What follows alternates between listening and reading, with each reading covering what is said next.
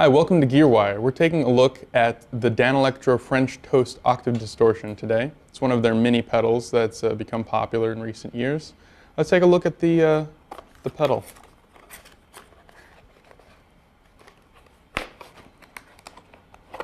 All right, so documentation it comes with includes registration warranty card and also some suggested sound settings.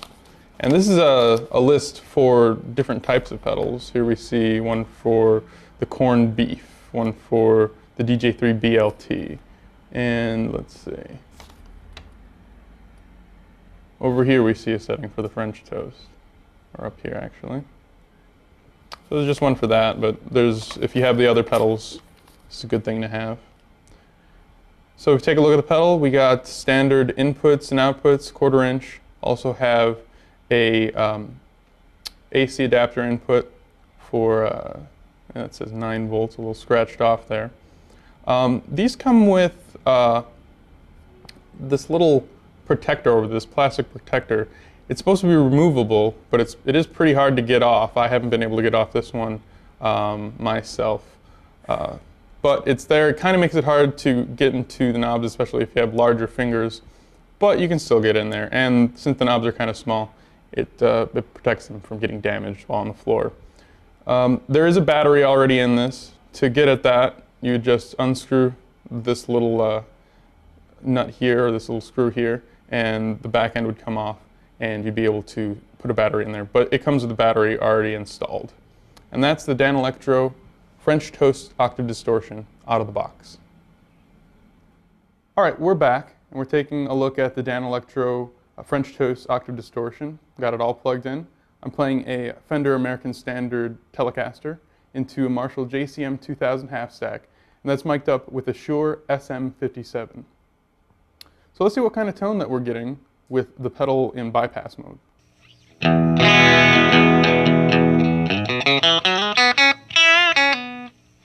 Alright, go ahead and turn the pedal on. As you can already see, it adds a lot of volume right off the bat. We have the volume knob down a little bit, and both other knobs are straight up.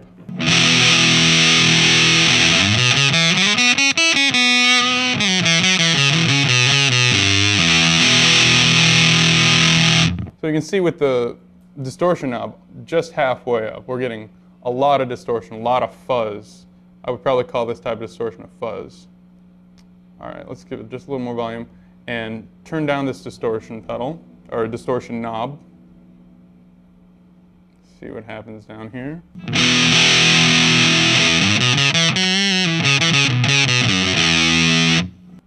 little more.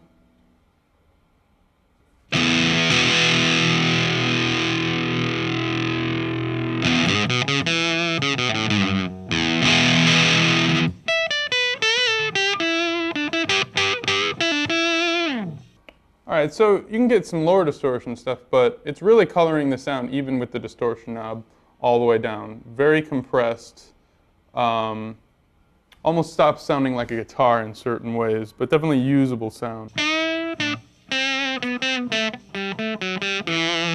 That's with the distortion knob all the way down. Let's see what it does higher up. So you can do anything more than it did. Changes as you turn it past center.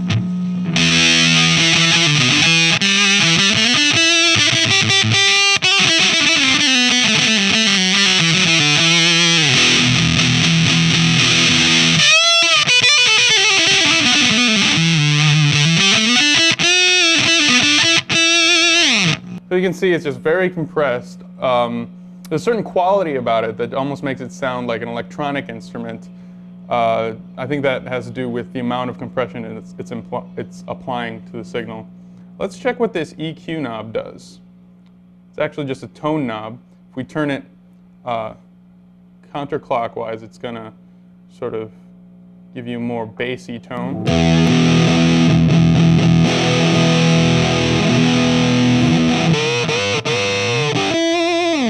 If we turn it up, we're going to get more biting tone, lots more treble.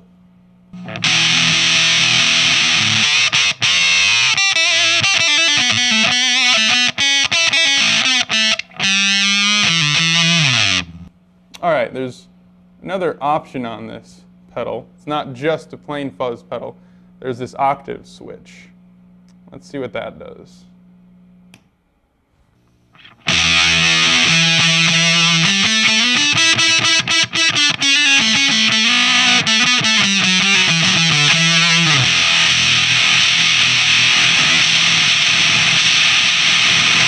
So what that is doing is adding another octave up, but it's also distorting it as well.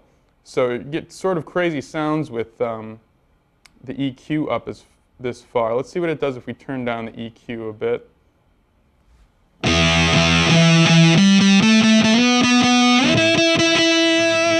Maybe more distortion. Let's try it down.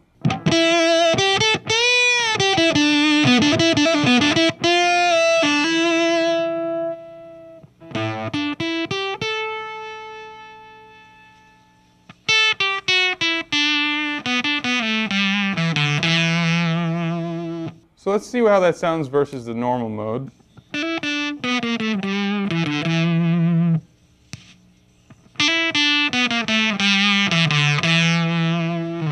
All right, it's not an incredibly pronounced octave effect, but it does definitely change the characteristics of your sound. So that's the Danelectro French Toast Octave Distortion pedal. Thanks for checking it out at Gearwire.com.